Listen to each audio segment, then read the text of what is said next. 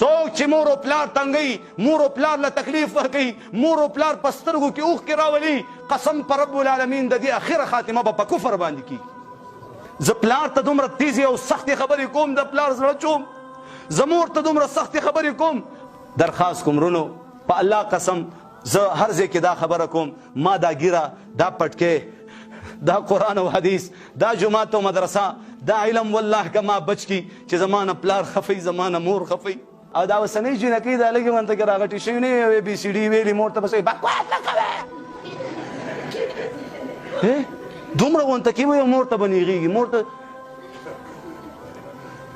هغه ورځ یو سپین ږیری بابا را روان و، په مخ باندې 5 ګوتې چاپ وي. بابا دا ولې؟ وایي زوی را باندې ګزار کوي. دا د قیامت علامات نه دي؟ نورې خبرې پرېږدئ.